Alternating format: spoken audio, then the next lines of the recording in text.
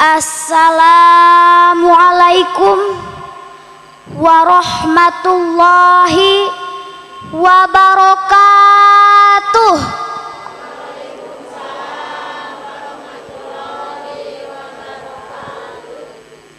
Lauk gurame tepake salempak, rame mah rame tapi kurang kompak. Assalamualaikum warahmatullahi ta'ala wabarakatuh.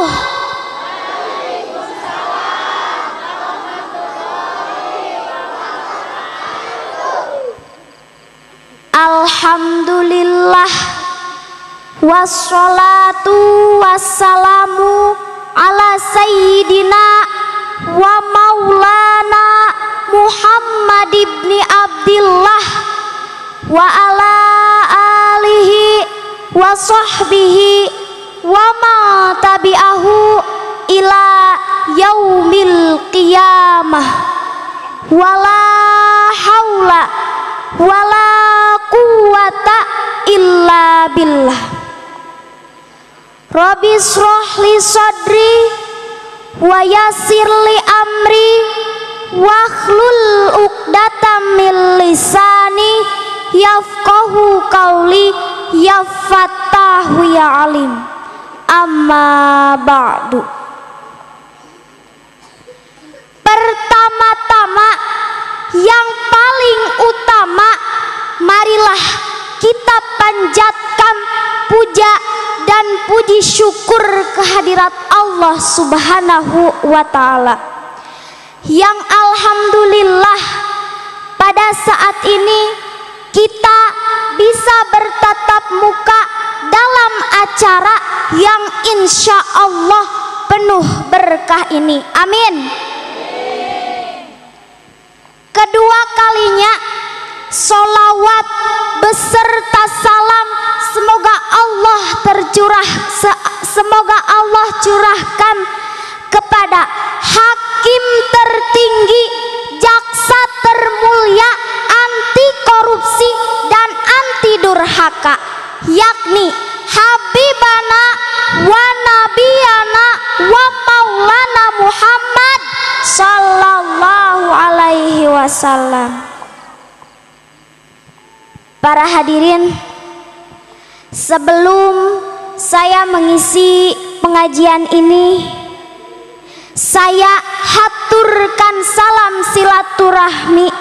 Semoga pertemuan kita ini bisa menjalin ukhuwah Islam, dan semoga kita yang berada di tempat ini mendapatkan keberkahan dari Allah Subhanahu wa ta'ala. Amin. Kedua kalinya, kata pepatah, tak kenal maka tak sayang, tak kenal maka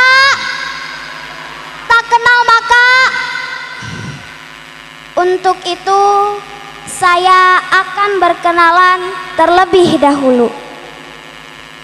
Nama saya Dedeh Siti Latifah, dipanggil Dedeh atau disingkat Dela. Asal dari Kampung Siluman, Desa Sadahayu, Kecamatan sama dengan di sini, Majenang.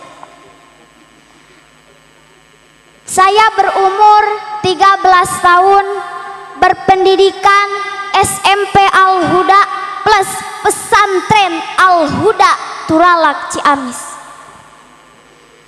Alhamdulillah, saya mempunyai pengalaman dalam berbagi ilmu.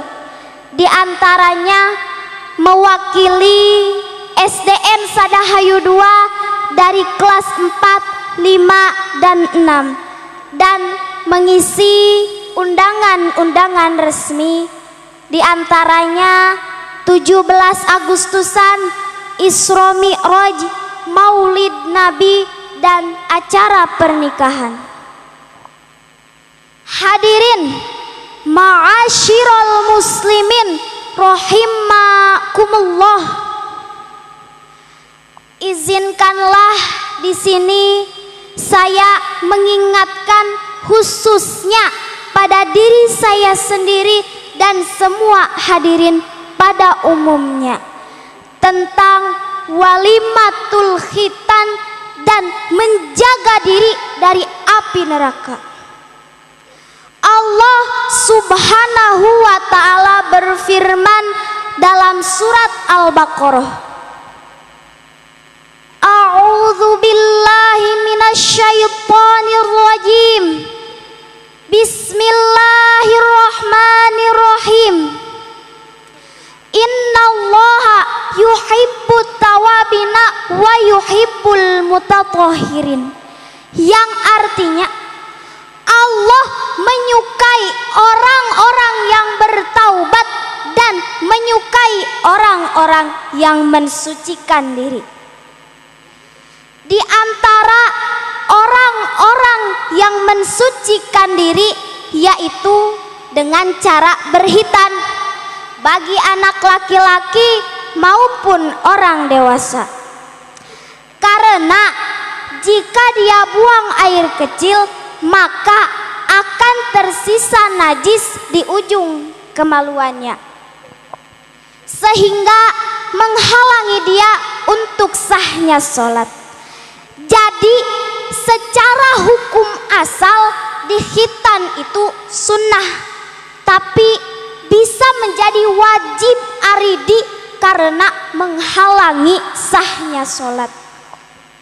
Rasulullah Shallallahu Alaihi Wasallam bersabda, yang artinya 5 perkara dari kesucian, di antaranya mencukur rambut kemaluan, memotong kuku, mencabut bulu ketiak, memotong kumis, dan berkhitan. Hadirin rahimakumullah, dikhitan adalah salah satu kewajiban orang tua kepada anaknya yang alhamdulillah sudah menjadi tradisi yang kuat di kampung kita ini.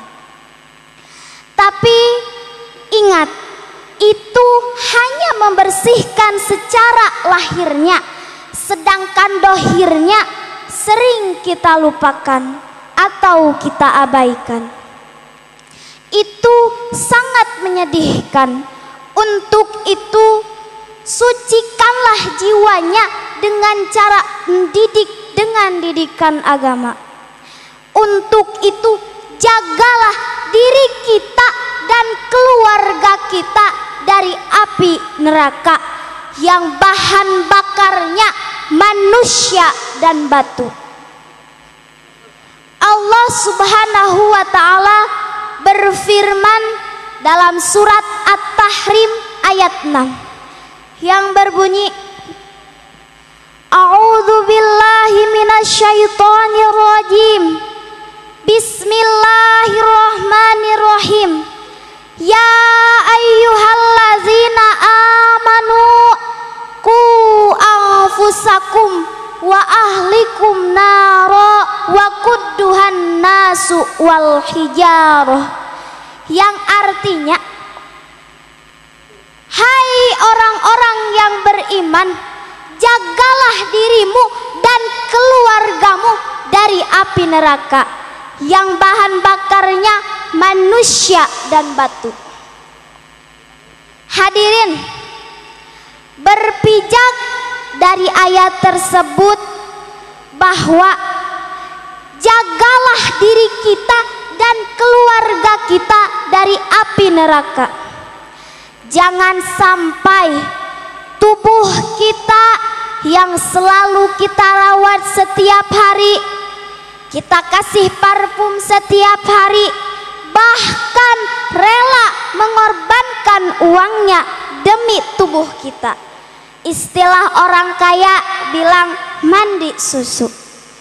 Alangkah sayangnya jika tubuh kita ini akan dimasukkan ke tempat yang hina, yaitu neraka.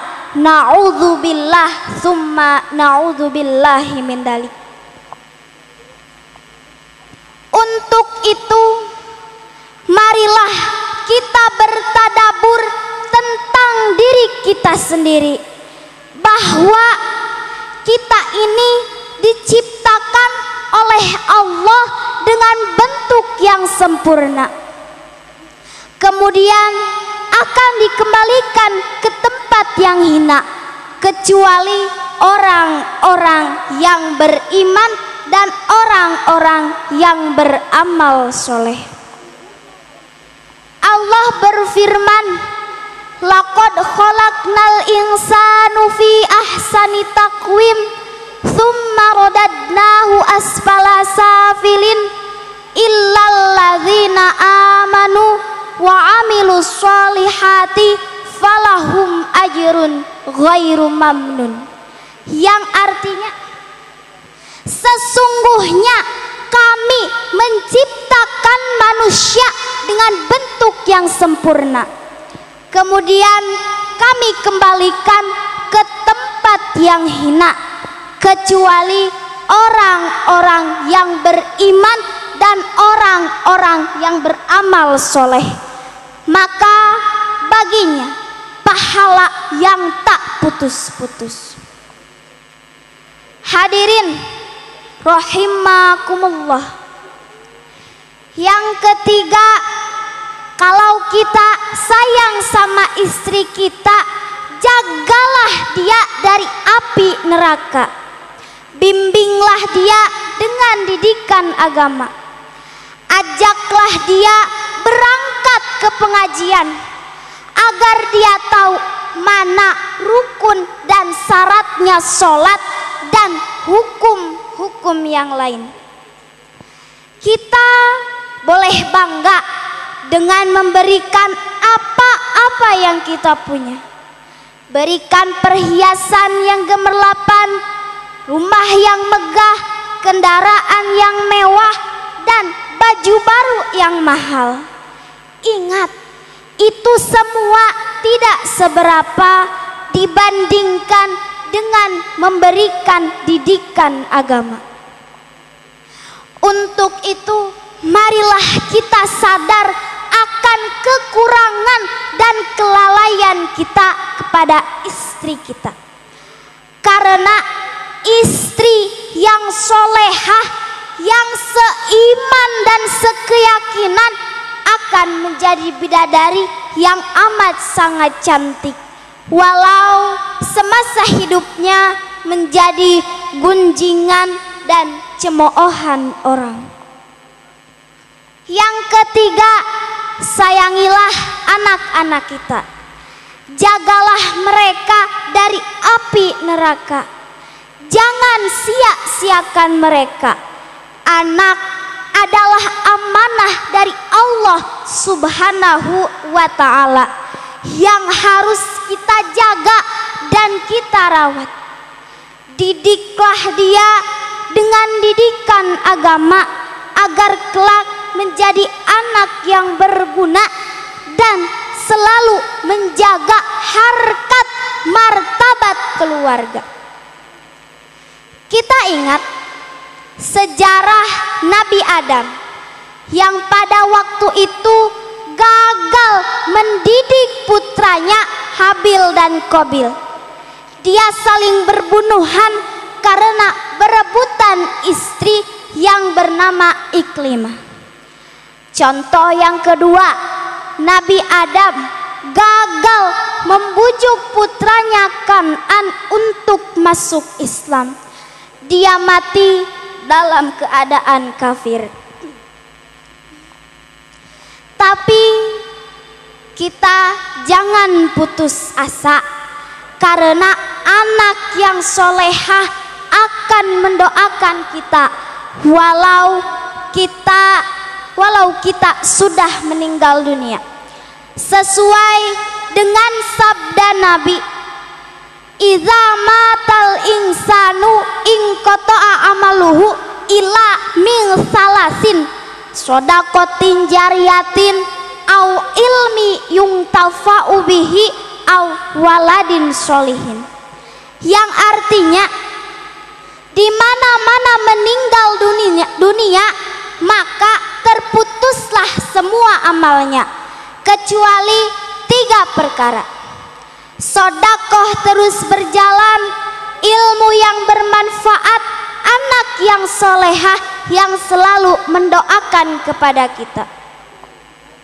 Hadirin, dalam keterangan lain bahwa orang-orang yang akan memberikan pertolongan di yaumil akhir nanti diantaranya para nabi, para alim ulama, anak yang solehah yang sudah kita tebus dengan akikah, dan yang terakhir anak yang meninggal sebelum dia balik.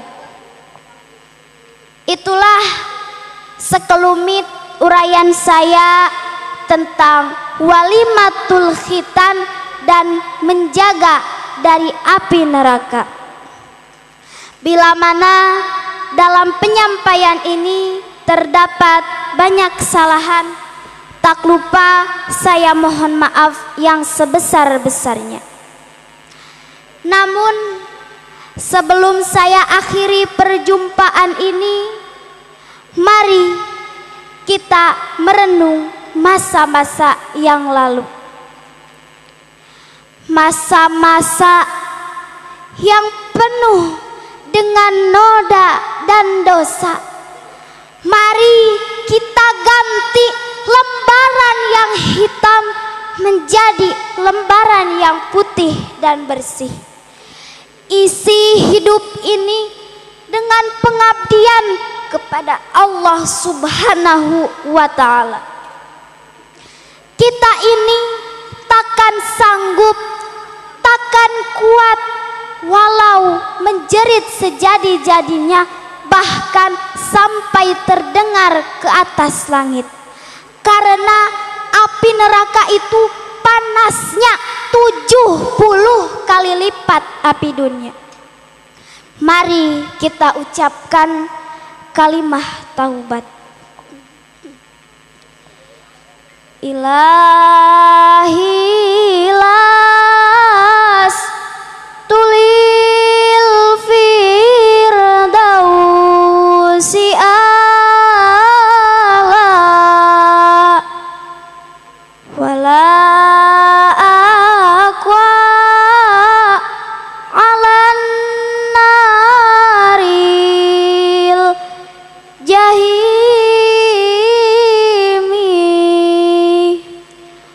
fahabli taubatan waghfir dunubi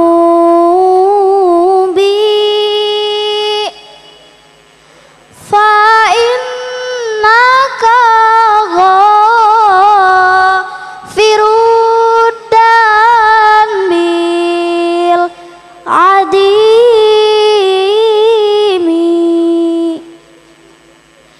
Ya Allah, aku ini tak kuat berada dalam neraka jahanam. Namun aku ini tak pantas berada dalam surga Firdaus.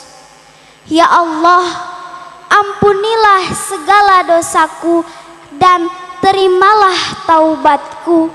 Sesungguhnya Allah Maha Pengampun segala dosa dan dosa. Hadirin, sebentar lagi kita akan bertemu dengan bulan Rabiul Awal yang penuh dengan sejarah.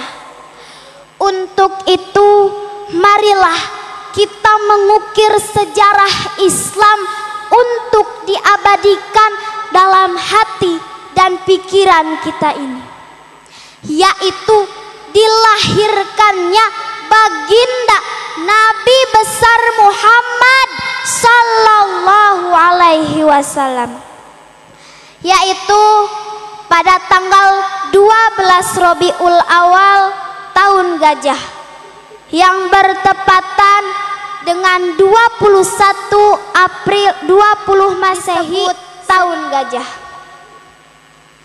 Abrohah merasa iri karena Ka'bah dihormati banyak orang. Lalu dia membuat tempat peribadahan di ibu kota Yaman yang diberi nama Qules. Namun orang-orang lebih senang mengunjungi Ka'bah daripada Qules. Abrohah berpikir selama Ka'bah masih ada, tidak akan ada yang akan datang ke tempat peribadahannya. Lalu Abrohah memutuskan untuk menghancurkan Ka'bah. Ketika Abrohah dan pasukannya menuju Mekah, Allah menunjukkan kekuasaannya, yaitu gajah yang dikendarai Abrohah selalu membelok ke arah yang lain ketika diarahkan ke Mekah. Hal itu menyebabkan gajah-gajah yang lain ikut membelok ke arah yang sama. Hal itu berkali-kali terjadi dan akhirnya Abrohah berhasil mendekati kota Mekah.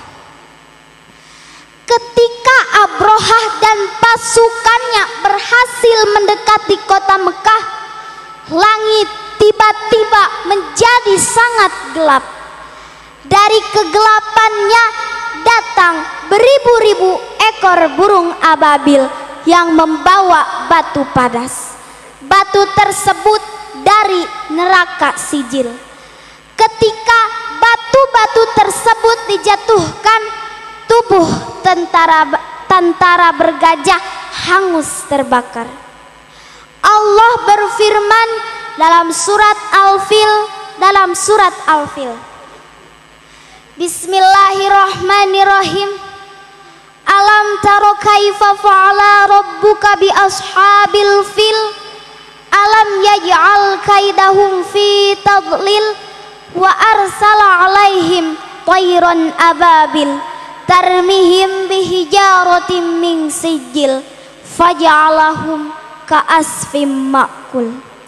Yang artinya, apakah kalian semua tidak memperhatikan bagaimana Allah telah bertindak terhadap tentara bergajah?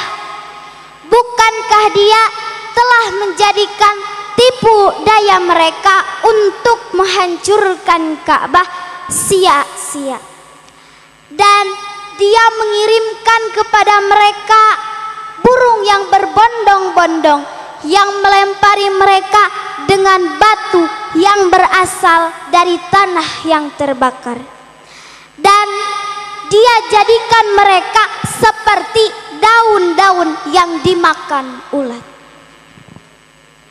Hadirin, rasanya kurang sempurna jikalau tidak menceritakan jati diri Rasulullah Sallallahu Alaihi Wasallam yang sebenarnya. Beliau adalah putra Abdullah, ibunya Siti Aminah.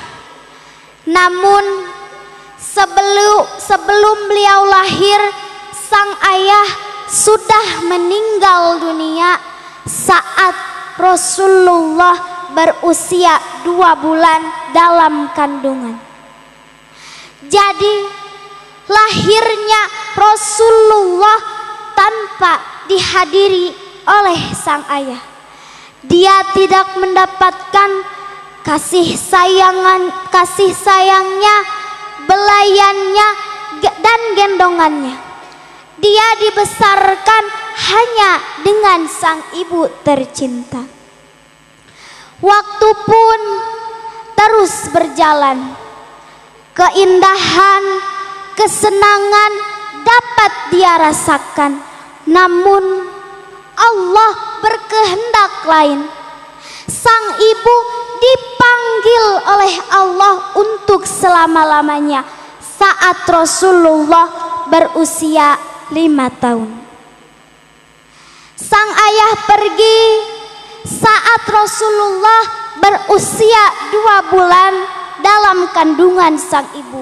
Sang ibunya pun menyusul saat Rasulullah berusia 5 tahun. Kesedihan, kepedihan dapat dia rasakan, namun Rasulullah tetap tegar dan sabar menerima ujian itu. Lalu beliau dirawat oleh sang kakek yang bernama Abdul Muthalib. Lengkap sudah keprihatinan Rasulullah saat sang kakek meninggal saat beliau berusia 8 tahun. Lalu dirawat oleh sang paman yang bernama Abu Thalib.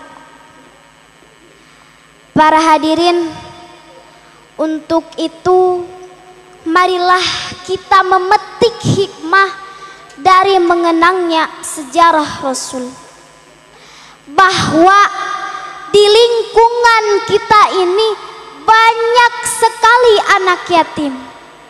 Kita harus bisa merasakan betapa sedihnya ditinggal sang ayah, betapa pedihnya ditinggal sang ibu. Jeritan, tangisan, rintihan dapat kita rasakan dan kita bayangkan. Andaikan kita tanya, dia itu tidak menginginkan menjadi anak yatim, tapi ketentuan Allah lah yang tidak bisa ditawar lagi. Untuk itu marilah kita membuka mata, membuka hati untuk peduli terhadap mereka. Hikmah yang kedua dari mengenangnya sejarah Rasulullah, yaitu marilah kita menambah kecintaan kita kepada Rasulullah. Karena barang siapa yang mencintai Rasulullah, kelak di yaumil akhir akan bersama dengan Rasulullah di surga. Man ahabani kana ma'i fil jannah. Untuk membuktikan rasa cinta kita kepada Rasulullah, mari ucapkan sholawatan yang insya Allah akan diawali oleh saya. Namun sebelumnya, dengarkanlah sholawat ini dengan penuh penghayatan, penjiwaan, keluar dari lubuk hati sanubari kita yang paling dalam. Punten, Kak Mamah, Kak Payun.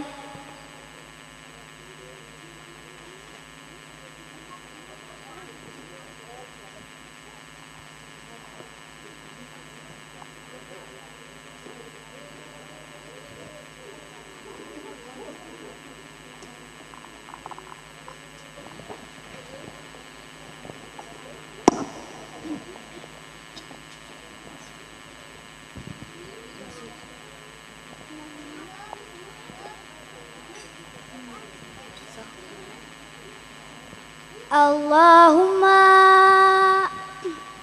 sholli ala Sayyidina Muhammadin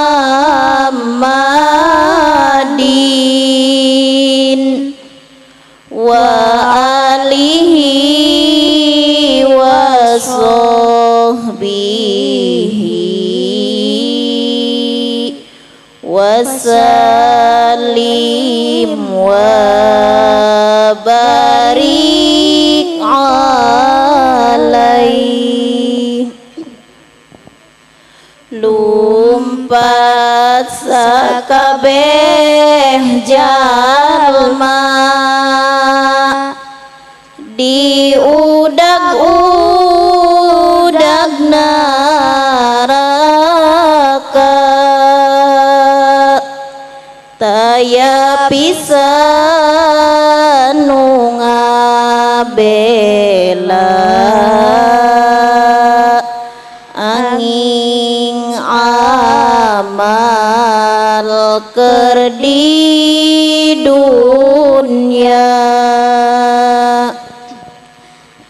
lumpat sakabeh jalma murunaka Nabi Adam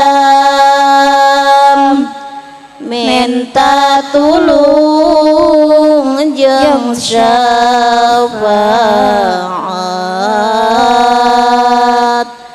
Nabi Adam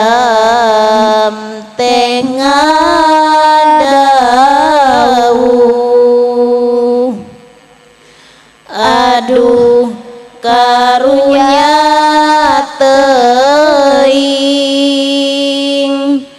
boro-boro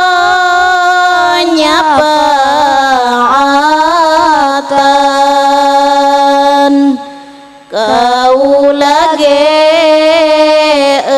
keur susah tung sugan ka Nabi anu lumpat sakabeh jalma murunaka Nabi anu minta tulung jeung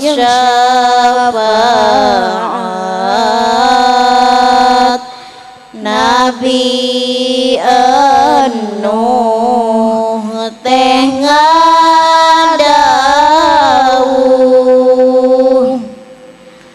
aduh karunya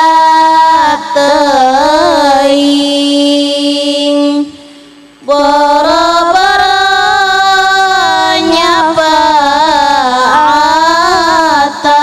nyapaatan kaula ge keur susah tung sugan ka Nabi Ibrahim lumpat sakabeh jalma murunaka Nabi Ibrahim minta tulung jeung syafaat Nabi Ibrahim ngadauh aduh karunya teuing boro-boro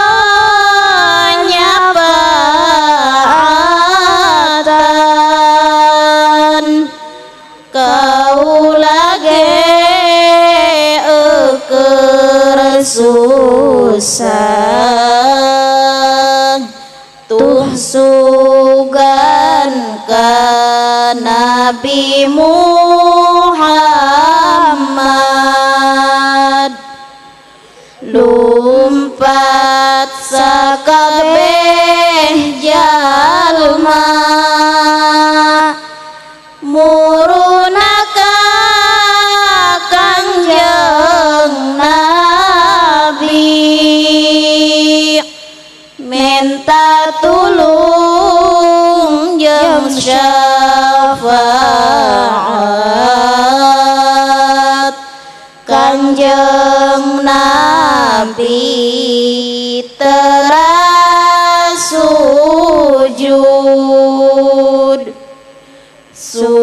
sujud kayang agung nyuhunkeun syafaat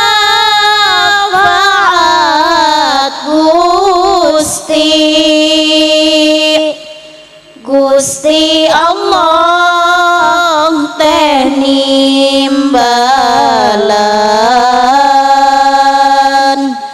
peku anjeun syafaat